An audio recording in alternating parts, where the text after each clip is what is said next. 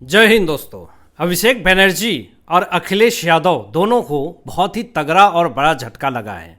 मतलब कि ये झटका ऐसा झटका है कि ना अखिलेश यादव ने सोचा था ना अभिषेक बनर्जी ने सोचा था कि इतना बड़ा झटका लगेगा। और कांग्रेस पार्टी तो पूरी तरीके से चारों खाने चित हो गई है। आपको बता दें, सबसे पहले तो उत्तर प्रदेश से जो बड़ी खबर सामने आ रही है, 2027 में विधानसभा चुनाव से पहले ही बहुत तगड़ा और बड़ा झटका लग चुका है अखिलेश यादव को। बड़ी खबर यह है कि अखिलेश यादव की जो बेटी हैं अदिति यादव के खिलाफ आपत्तिजनक पोस्ट मामले में कानपुर साइबर थाने में एफआईआर दर्ज की गई है। किसी ने अखिलेश यादव की बेटी अदिति यादव के खिलाफ एक पोस्ट डाल दिया जिसमें कि लिख दिए उसमें कि आपराधिक मामले में, आपराधिक साजिश में ये शामिल हैं। चोरी मामले में भी आपत्तिजनक बातें लिखी। अखिलेश यादव के बेटी का एआई से फ़ोटो भी बनाए, गलत तरीके से उसको वायरल किए। इस मामले में कानपुर साइबर थाने में एफआईआर दर्ज की गई है जिसमें कि 3 लोगों का नाम सामने आया है और उस पर जांच हो रही है, कार्रवाई भी हो रही है। तो ये एक कहीं ना कहीं एक बड़ा झटका माना जा रहा है अखिलेश यादव के लिए। उसके बाद एक बड़ी खबर दोस्तों सामने आती है। अखिलेश यादव को फिर से एक करारा झटका लगता है और 2027 उत्तर प्रदेश विधानसभा चुनाव से पहले ये जो बड़ी खबर सामने आ रही है, इससे अखिलेश यादव पूरी तरीके से चिंतित हैं। खबर ये है कि समाजवादी पार्टी के बहुत सारे सांसद और विधायक बसपा के संपर्क में हैं। अब इससे कहीं ना कहीं टेंशन जो है वो बढ़ गई है। उसके बाद एक और बड़ी खबर सामने आती है जिससे कि रात की नींद उड़ गई। पहले तो आपको बता दूं मैं कि जिस नेता के बारे में बात कर रहा हूं, जो बड़े नेता के बारे में बात कर रहा हूं, उनका अगर ट्रैक रिकॉर्ड देखा जाए तो पहले ये बीजेपी में, फिर उसके बाद ये आए कांग्रेस पार्टी में, फिर 2022 में समाजवादी पार्टी ने इनको टिकट दिया। तो यहाँ पे अब आपको बता दें कि इनको समाजवादी पार्टी का नेता ही माने। अब उत्तर प्रदेश के विजिलेंस विभाग ने आय से अधिक संपत्ति मामले में समाजवादी पार्टी के नेता मुकेश श्रीवास्तव को गिरफ्तार कर लिया है। ये बड़ी खबर सामने आ रही है। NRHM घोटाले मामले में गिरफ्तार किया है और इस गिरफ्तारी ने हड़कंप मचा करके रख दिया है। और ऐसा पहली बार नहीं है कि ऐसा मामला आया है, बहुत बार ऐसे हुए हैं मामले। आय से अधिक संपत्ति मामले में नेताओं के ऊपर जब भी छापा पड़ता है तो बहुत सारी संपत्ति, बहुत सारे दस्तावेज मिलते हैं। अभी आपको बता दें कि 2027 उत्तर प्रदेश विधानसभा चुनाव में मुद्दा अयोध्या ही होने वाला है। अभी से ही आरोप प्रत्यारोप जो है वो शुरू है और मैं इसलिए ये बात कह रहा हूं कि राम मंदिर को लेकर के ही एक बड़ा आरोप लगा दिया गया है और इस आरोप ने पूरी तरीके से खलबली मचा करके रख दी है पूरे उत्तर प्रदेश में।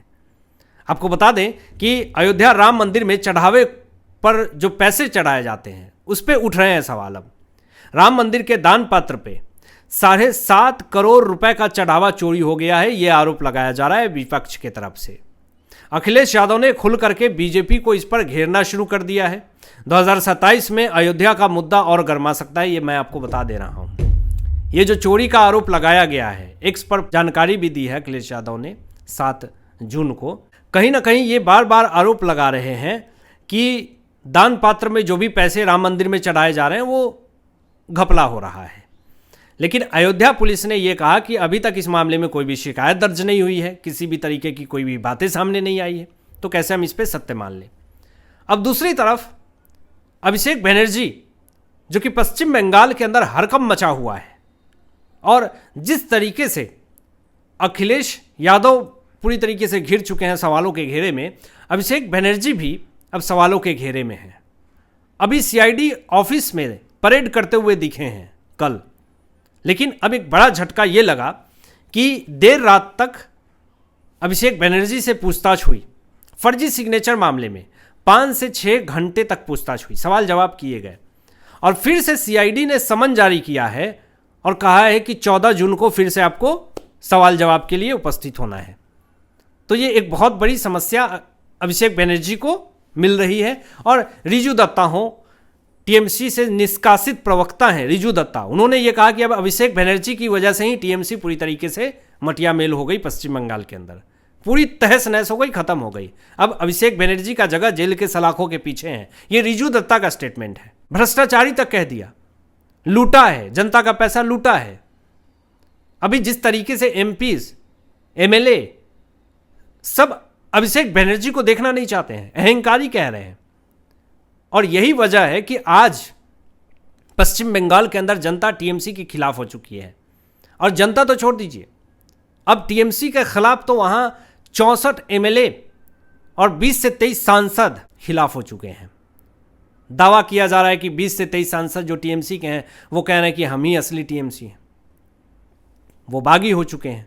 लोकसभा स्पीकर को खत लिख करके यहां तक कह दिया कि हम एनडीए में को समर्थन देने के लिए अपनी पत्र भी लिख दी उन्होंने। बहुत तरह की चर्चाएं चल रही हैं।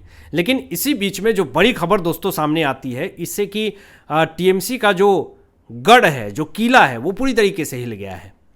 टीएमसी के पार्षद स्वप्न को गिरफ्तार कर लिया गया है और इस गिरफ्तारी से हड़कंप मचा हुआ है। टीएमसी के पार्षद स्वप्न जो हैं वो अभिषेक बनर्जी, ममता बनर्जी के खास हैं, करीबी हैं। लेकिन आपको बता दें कि इनके ऊपर जो आरोप लगा है वो बड़ा ही चौंकाने वाला है। हत्या की कोशिश और छेड़छाड़ के आरोप लगे हैं। महिलाओं के साथ दुर्व्यवहार का आरोप लगा है। आप महिला के सम्मान की बात करते हैं, महिला सशक्तिकरण की बात करते हैं, और एक तरफ आपके ही टीएमसी के पार्षद स्वप्न के ऊपर आरोप लगा हुआ है महिला से छेड़छाड़ का, महिला से दुर्व्यवहार का। तमाम आरोप ऐसे लगे हैं। आप कैसे कह सकते हैं? आप कहते हैं लोकतंत्र खतरे में है, लेकिन लोकतंत्र खतरे में तो डाल आप ही लोग रहे हैं। अब इन सब चीज़ों को देखते हुए एक और बड़ी खबर दोस्तों सामने आती है कि टीएमसी के सांसद कोयल मलिक ने इस्तीफा दे दिया है। अब राज्यसभा से सांसद मात्र अब 9 बचे हुए हैं। ये चौथी सांसद राज्यसभा की जिन्होंने इस्तीफा दे दिया। अब आप बताएं, टीएमसी के सांसद इतनी तेजी से इस्तीफा दे रहे हैं, पार्टी छोड़ रहे हैं, बागी गुट में भी जा रहे हैं, बागी गुट में शामिल हो रहे हैं। इससे ये साफ तौर पे प्रतीक हो रहा है कि आने वाला समय में टीएमसी का सुपड़ा पूरी तरीके से साफ हो जाएगा। और आपको बता दूं, एक और बड़ी खबर सामने आती है और इस खबर ने तो सबको हिला करके रख दिया। और ये खबर है दोस्तों कांचरापाड़ा के प्राइवेट स्कूल से जो खबर आ रही है पश्चिम बंगाल से। दिल दहल गया लोगों को सुन करके कि एक गरीब इंसान दिन रात मेहनत करके 400, 300, 500 रुपये कमाता है और कहीं कहीं पे प्राइवेट स्कूल में 1,77,00,000 रुपए की भारी भरकम रकम जो है वो बरामद किए जाते हैं।